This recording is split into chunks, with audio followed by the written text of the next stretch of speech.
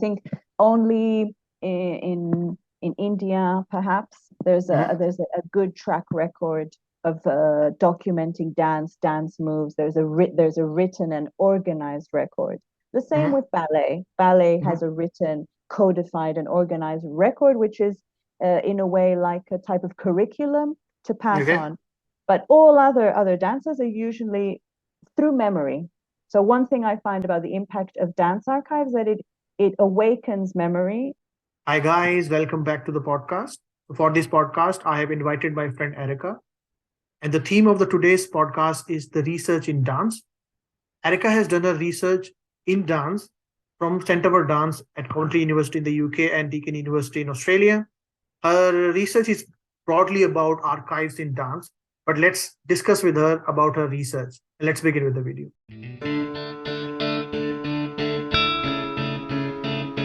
Hi Erica, welcome to the podcast and thanks for giving us your time. Hello Deepak, thank you very much for inviting me to be part of this. Yeah. So I would like to begin by asking you about your research. So tell us briefly about your research. Okay, so my research was in Coventry and Deakin University, part of a cotutelle program. So it was a study, let's say, in two institutions. My research focuses on archives and the archiving of dance, which is intangible knowledge or intangible cultural heritage. So it was about how do we document and archive non-verbal content regarding our cultural heritage, art. It could be also movement, dance-based, contemporary dance or folk dance. But my focus was on contemporary dance. Yeah. All right. So you talked about the archives. Like, did you find something interesting whilst you were doing your research? Like some facts which are interesting that you can share with the audiences? Yeah, I found a couple of facts, which one of them did go into the thesis because, along your research, you find a lot of really interesting topics that are not so important for the research in general, but they're very interesting leads to maybe follow after, which I am doing this actually now after that I finished the PhD. So one interesting fact was I had 3 case studies. One of the case study was visiting an archive in Leipzig, which was part of East Germany. So a country that was ephemeral, so a country that existed for a short period and then no longer existed. So that puts any government documents in a precarious position. Their documents or art and cultural heritage that belongs to a country that has disappeared. So the collection that I was looking at was of this country, a dance collection. And one of the collections they had is of a well-known choreographer called Rudolf von Laban, who ended up in the UK, Laban. He became very popular in his work and technique and movement analysis, as he called it. Laban movement analysis ended up being very important and flourished in the UK, and also is part of higher education in dance studies in the UK. So before this gentleman, Laban, choreographer, left Germany, he was invited by the sort of Nazi regime at the time to choreograph the Olympic Games in the 30s, in 1930s. And he accepted this, whereas other artists left and went to the UK and other countries because they did not want to collaborate with the Nazi regime. And his choreography was not liked by Goebbels, who was one of Hitler's officers. And so he had to flee the country. And in order to flee the country, because he owed money, he couldn't leave Germany, his secretary helped him pay off his debt. And he then gave her all his collection as a payment in return. So this woman kept all of his documents, sketches, costumes, scenography. He also made props for scenes and all his thinking, his choreographic thinking. And it was the first attempt in coding contemporary choreography, not ballet. And she kept it. And because this woman didn't have any children, she gave it to her niece. And then the niece came in contact with a person who opened the archive in the 50s in East Germany, and he bought it off her. So that was an interesting finding, that until that point, no one was very sure how that collection had reached East Germany. So I was able to uncover that through interviewing the last librarian that worked with the collection. So I managed, so that was like a golden nugget for my research, and interesting of thinking of what does happen with such content when wars or conflicts happen. So that was an interesting discovery, which wasn't anticipated when I began the research. But it makes us think, how does art and cultural heritage live on when countries dissolve? Yeah, so that's one story. And the other one is a bit of a morbid story in Australia. Okay. Go on, go on. I can let you know about that. So this one was, so my other case study was in Australia, and I was investigating this digital online archive. It's the biggest live arts digital archive in the world at the moment. I'm also currently working on it with Deakin University. And in this stage, I thought, okay, how can you investigate a digital archive that is digital? It exists in cyberspace. It doesn't exist in a physical form. And how can I have a journey through this digital archive, which will unfold or uncover a story from the physical world? So I found that there was a painting about a dance of indigenous people in New South Wales.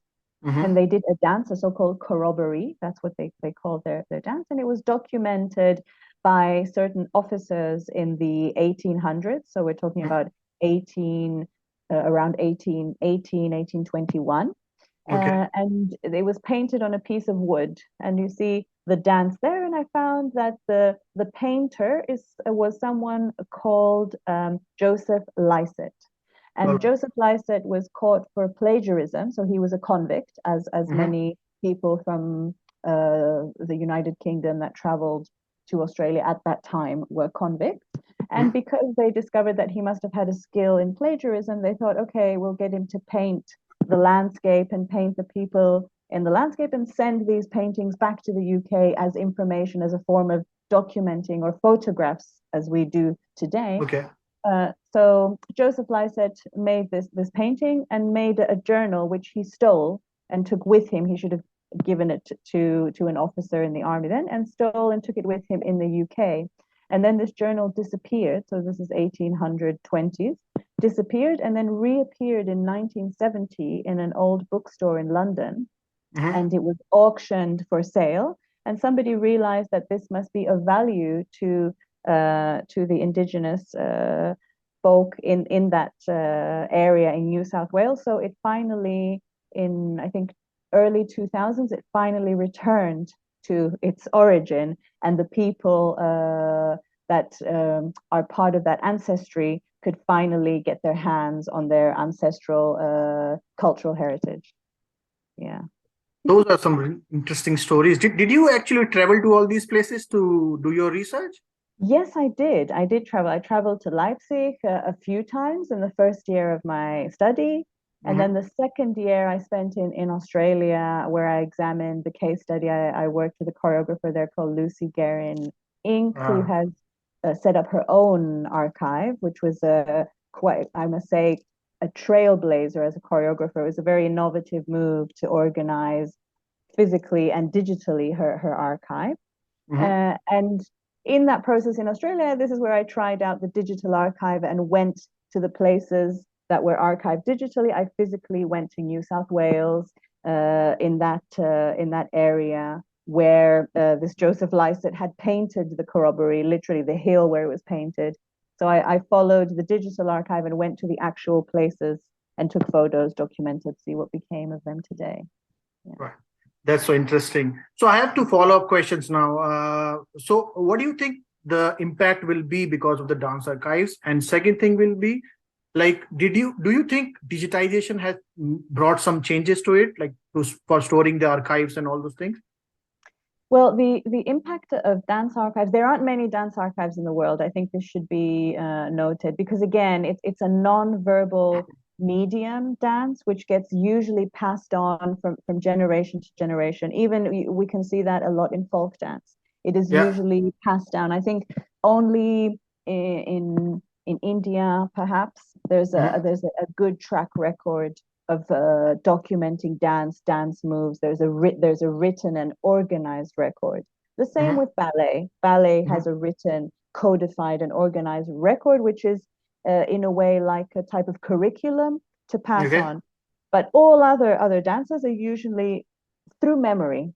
So one thing I find about the impact of dance archives that it awakens memory, it keeps memory alive, even as a practice, or memory as a tool, and memory as a how we use memory to form or shape our identity as well, culturally or ethnically. So I think the impact of dance archives is important because it has to do with our heritage and identity as people, as nations, as continents. Yeah. And it's something very present throughout history. Since ancient times, dance has always been important. I think it was also one of the it was a paid occupation in the ancient times. In Egypt, dancers got paid, sculptors got paid, they got social insurance. Now in some countries they don't. So it's just interesting to see that. And digitally, in regards to the digitization, what digitization has offered is the access to that knowledge, to that content, to that sort of tradition, to that style of dance, to that aspect of intangible cultural heritage. So now I can look at archives of Indian dance. I can look at archives of Japanese style dance from Cyprus, for example. Now I'm in Cyprus and I work on a digital archive in Australia. Yeah. So I think it gives that. Yeah, one of the things that I can mention here is, dance forms earlier were also a form of expressing your thoughts, right? There is a dance form in India, like it was a Kerala dance form. I forgot. I think it's Kathakali, I guess, if I'm not wrong. Then you can. So there are some stories. So through the dance form, you express your stories to people. So that's something interesting that archives can bring about all those things out. Absolutely. Yeah, exactly. And that's a really good point. Thanks for mentioning that. Storytelling is one aspect where a lot of dancers portray a story, a myth, a historical situation. Even their dances, I'm sure perhaps similar in India. Here in Cyprus, there are dances for meeting your mate.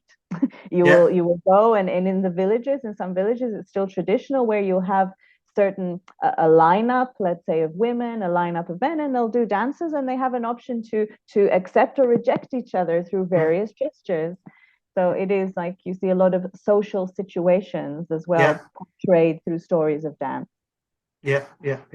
I was reading the abstract of your thesis, and you mentioned that art and culture were valued as the national currency. Like, what changes have come now, and if there are any flaws, like we are not considering art and culture as the important stuff for our culture or history or like economy or whatever. Like, what do you think are the flaws, and how can we go about improving those flaws? Okay, so this is that's a multifold question. So I'll take it in parts. One example is this archive, this case study in East Germany. I looked at East Germany. It was during the time of the USSR. It was during the time of the Cold War. So during that time, there was a lot of investment. So the government of East Germany invested a lot in the documentation of their culture.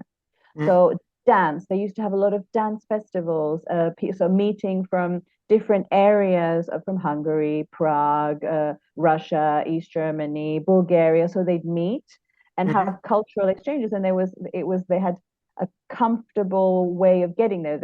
They received transport, so everything was covered and paid for and documented.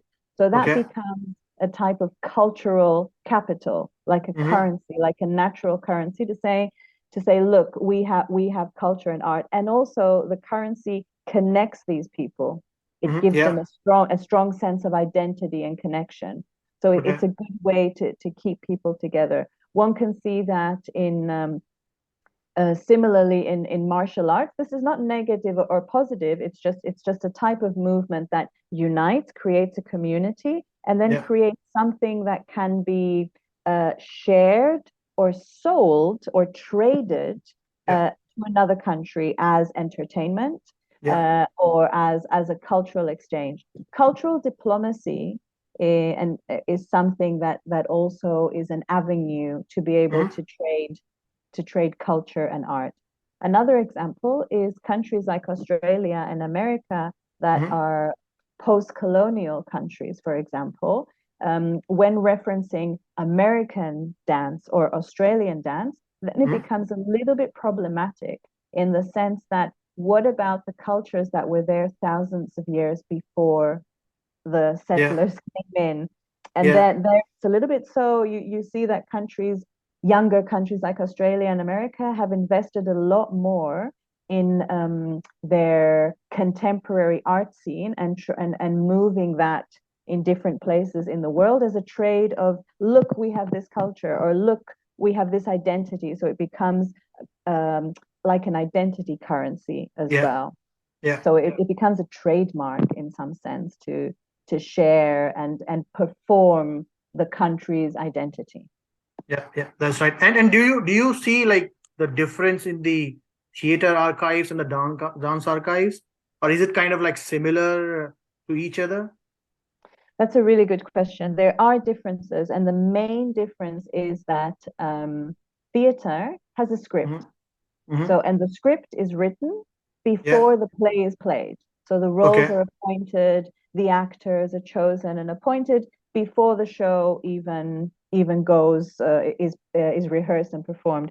Whereas with dance, it's nonverbal. You have no text, you have no word, and the creation happens during rehearsals. You can sort of imagine what it may look like. It's very hard to sketch that out to someone, especially when you say, oh, I have this idea, I want to do this project, and they're saying, okay, what is it going to look like? I'm like, I haven't made it yet. I have to I have to make it. So that's one main difference. So in looking at it from an archival perspective, I know that in a theater archive, I have the script, I have the costumes, the roles. They're certain, especially if it's a Shakespeare play, for example. So I know I'm going to find the script, I'm going to find this, and somewhere I will find costumes, roles. There may be some music score involved in that. Whereas in dance, there is no script. So there's mostly photographs, posters, program notes, which also provide evidence that it took place. So they're also like traces or evidence that this happened. Yes, you will find costumes. So the work is developed without a script, without a musical score, without a written output. But the documentation, the script will come out after it's finished, because then I can take photos, I can video it, and then I can make notes and say the dancer did this and this. So the script comes after. So that's the main difference between theater and dance archive. Okay, so you basically look at the photographs and then you make your own stories by looking at your own interpretations by looking at the photos, and then you come up with your own interpretation. Exactly. So it needs some imagination, or as I like to say, some forensic investigation. So I need, like a detective. I have these bits You are and a detective, yeah. And it's an event, it's a communicative, performative event. So I have to sort of put together what happened. Yeah. So do you perform also like those art forms? I perform, yes, I perform ballet, so classical ballet, which is a very strongly coded system. It's a 300-year-old system from the mostly 1700s. So that's one performing, let's say, capacity I have. But I don't perform anymore. I take classes for fun now. And contemporary dance. I prefer performing in contemporary dance or improvisation. So that way, because it's a little bit more flexible, it can take place in a gallery, it can take place outside in nature, like site-specific work, as we call it. It can tell a story, it can be in a lecture performance way. So I like the flexibility of the format of performance in contemporary dance. All right. Okay, so in your work, you mentioned about that you took embodied approach for your research. Like, can you elaborate a bit more on the embodied approach? Yes. Okay, so dance, apart from being a codified way of moving, or a storytelling or a communicated event is also it also holds and carries knowledge. Dance is knowledge, and it is embodied knowledge. Embodied knowledge, so it is non-verbally practiced and transmitted. And it comes through the body. So that means that certain movements or gestures have a meaning. Yeah, whether they hear, they could mean something. It has a meaning. I'm not saying a word, but I can see from the movement that this person is feeling scared, shy, happy. So this is one aspect of the embodied emotions, embodied feelings, embodied narratives. So that's one element of it. Then when we talk about embodied approaches, has to do with embodied memory. Yeah, so certain things are memory is, and that one example of that is that if I hurt my knee once when I was young, for example, and then I'm always very cautious of my right knee because I hurt it. So that's a way of embodied memory. All right. And then embodied approaches would be, okay, when I'm thinking and analyzing something, like looking at an image on a digital archive. So I look at an image, I'm trying to imagine what happened. It's more like forensic investigation. So the invitation here for an embodied approach would be stand up away from the computer and take that posture and copy that posture to see, okay, oh, this is really, there's a lot of stress here. Maybe they're carrying something. Maybe they're talking about. So you start using your body as an apparatus to investigate something. So the body becomes a tool to investigate. So that's one element of embodied approach. Another embodied approach, which I used in my research, would be I had a discussion and interviewed participants, a specialist in the field. I did a series of interviews. So the interviews, to be more embodied, was I discussed with the people and we chose a place that was very important to them. So embodiment also has to do with an environment. So an environment where things take place is one form of embodiment. So we would go, for example, and have breakfast in their favorite place. So they would invite me to their house and they would pour the tea, we would talk. So there was an exchange physically and non-verbally as well. Like body language is important. And then I would hear that interview, but I would hear that interview by in a way that I am moving. I would hear it by taking a walk. So I would take a walk in a quiet place, away in nature, away from everyone, and I would sit and I would follow what if sometimes in the interview there was a pause, I would pause.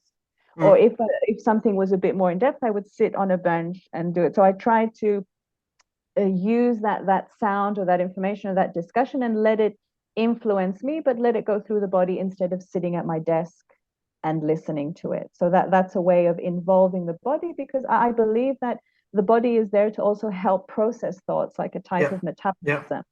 So that's an embodied approach. Another embodied approach is to look at some evidence from an archive, whether it's video material, it could be some notes in a newspaper. So you take more elements from an archive, more items, and you either sketch them out or print them out. And then I start creating like a little mini exhibition in a room. So I select a blank room, a blank desk, a blank floor, and I start putting these things out, and then I start walking through them and thinking, okay, that happened in 1932, then that was there, and then I start moving. It's as if I've created a think tank where I can sort of create an analog version of the thoughts and narratives I'm putting together. So these are embodied approaches. All right. Interesting.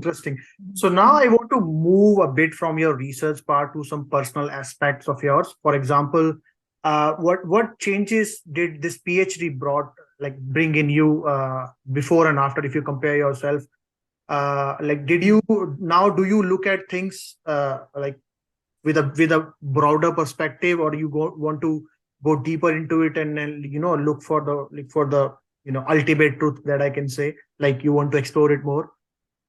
I think one big change is what you mentioned as well, the overview of having a large perception of the field of dance. I think that was one thing, and how broad it is, and also to not just think of dance as what is performed in theater concert form, but also that it's part of embodied cognition movement. So we're looking at folklore dance, we're even looking at poetry, storytelling. So it opened up that sphere. So anything that involves the body, or the body is involved in a way of expression. So that broadened that perspective for me a lot. The other thing was tools, finding tools to categorize and separate these different types of dance styles, techniques, forms. And the other thing, the most important for me was, and I think it was the same challenge that I took on when I did my MA, I purposely wanted to go for a conventional thesis, both in my MA and in my PhD. Because it's a challenge. How do we write about dance? How do we write about nonverbal knowledge? And that's what I wanted to take on. So that I find has helped me with writing about this, giving a body to something that is intangible. So writing and finding forms of writing about dance, which helps us discuss or talk about it. Because usually one very silly example, but it's a good one. When you do dance, you usually generally people they'll say a move and they go, and like, okay, what is that? So that, and then you see, oh my God, we're talking about lifting, opening, throwing, and then you have a quality of intensity, you have the effort that's been put in it. So then you start analyzing, and something which I found really helpful is to take or steal some elements from physics to be able to analyze the movement and the force that is used into it, or to twist, to turn. So there is, so there is language, but it has to be borrowed. So I like, that's something else that I learned. There's borrowing from social sciences to be able to structure my research design. So that I found really nice, to be able to dip into other disciplines, the interdisciplinarity, the multidisciplinarity. I think that was, and another element was the cotutelle. I think that was an interesting, having in the Northern Hemisphere, in the Southern Hemisphere, and then seeing the different approaches to disciplinary or interdisciplinary research from different countries, different institutions. That's right. Were there any other questions that you wanted to investigate, but you couldn't because of the time limit and anything? Or like, are you particularly interested in some other facts of dance? Well, right now, what I'm interested in currently is how I'm looking at Cyprus specifically. Cyprus is a small country. It became an independent country in the 1960s. It's a post-colonial country. It sort of still is a colony because we have many army bases here from the UN, from Turkey, from England. And I'm thinking, okay, how? And there's hardly any archive. So I'm becoming interested in countries that are young, small, post-colonial, and are not Western. Or don't have that history or infrastructure, and they've always been suppressed by other, let's say, colonizers. So that means they have no archives. But the reason for not having, or a lack of archives, is they didn't have the time. They were suffering. But so I'm interested in looking at Cyprus as an example and trying to. There isn't an archive of dance here, so I'm trying to develop one and create one. So I'm interested in creating alternative structures. For smaller countries that don't have the big libraries or the big infrastructure to house these collections or host digital collections. So that's really interesting, Erica. And now I want to understand for the students, those who might be watching this podcast, what do you think a person should do if he's interested in doing the same kind of research that you have done, or is interested in doing research in dance? So how should that person approach the program, or like how should he or she build the his or her profile so that he or she can get into the same kind of program that you have done? Okay, so in short, I would say for dance, there are the Center for Dance Research in Coventry University is one of the very few centers in the world that Mm-hmm. conducts such sort of like cutting edge research. Mm-hmm. And one aspect that I learned from the Center for Dance Research, and for anyone who is interested in dance, is that looking at dance as a nucleus that Mm-hmm. bleeds into other disciplines is very important. Dance on its own, it's very hard to find a study program for dance on its own. We need, and I think it applies to many other study programs in the moment. In multidisciplinarity, cross-sectional research is the way to go. So dance, as we look at it as embodied knowledge, it connects to ethnography. It connects to motion capture and dance. A lot of dancers work through motion capture and provide movement content for video games. Yeah. And we discover through motion capture, for example, in video games, that you need some additional ligaments to make the movement seem more real in the video game. So looking at dance as something that is interconnected to other disciplines as well, dance and music, dance and theater, dance and film, dance and gender studies. That's one, I think, very recent topic in regards to how the role of dancers, male, female, in dance, or queer forms of dance, or queer performance in dance. So that's one element to think of. Okay, what is it exactly that one wants to study about dance? I think that's a very basic question before one applies anywhere. Then to look at, there are some key countries. So for example, the UK is one country where you can set the States, Canada, Australia. These are like the big sort of easy access, English speaking as well countries. But then there are others. There are more practice-based research, or interested more in an artistic output. So this would be a less conventional thesis type of research, but a research which entails one's artistic practice.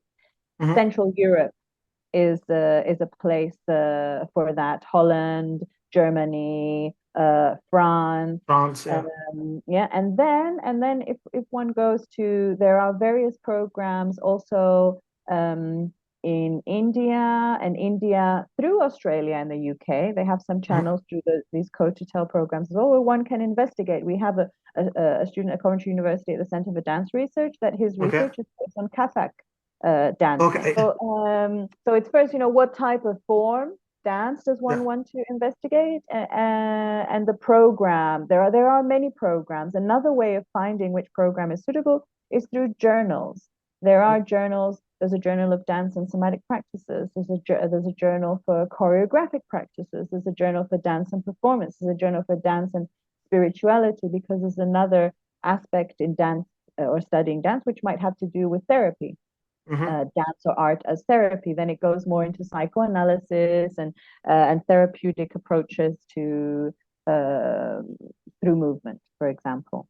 And if someone, I think there's always good to look out of what you want to study, where you want to study, and there's always a professor or someone available on that web page or site. And usually the best thing to do is contact them. Send an email, say, hi, I'm interested in this program. And there's other places to register to follow calls from various programs. So through universities or through other NGOs or organizations or dance houses, there is a European dance network called EDN, which is connected to study programs in dance and performance. And you can register to their newsletter and find out what's going on worldwide. And EDN, although it started in Europe, it's also a worldwide organization. There's also the Dance Alliance as well, which is a worldwide organization to find out more information about studying dance. Or the dance studies groups and association. That's another way to register and follow what is going on in dance studies. Okay, that's interesting. I think I'm done with all my questions. I just have to ask you, is there anything that you would want to add at the end? To add? No, I would just like to add that I believe learning about dance and what it means to us as humans through archives or through experiencing dance, I find is underappreciated and underrepresented. So I would invite people to take a look at some dance content. And I think also it's a lot more accessible through social media platforms as well now, dance. One can see it through TikTok, Instagram, etc. So it is more accessible and out there. And also to experience a dance performance or a site-specific dance performance in a situation, it is really a very inspiring situation, because we are a lot more than the words and the languages that compose us. We also have a non-verbal vocabulary and dictionary which has connected us for years, and it goes beyond language, beyond country, beyond geography, beyond, and that's why I am such a big fan of dance. I find it's something like the wind. It goes beyond borders, beyond natural borders and physical borders, and it connects us, and I really appreciate that. And also, I find it a good well-being tool. It's great for releasing stress. It really is. And it's fantastic for your health. It really, if you have like I do like a groove or hip hop class, and I'm not good at it. I'm really not good at hip hop, but it's so much fun. And I feel I have endorphins running after the class, and I feel great. So it is, it's healthy, it's fun, and it says a lot about us as as a species. So that's so interesting, and it was thank you so much for giving us your time, and it was really interesting to catch up with you. Yes, thank you so much for inviting me. It was very nice to catch up with you too, Deepak. Thank you. Thank you so much, guys, for watching the entire episode. Now, if you have any questions, or if you want me to make a podcast or invite someone for any particular question, you can leave your questions in the comment sections. And also, please like, share, and subscribe to my channel so that you can get all the information. And also, please don't forget to press the bell icon.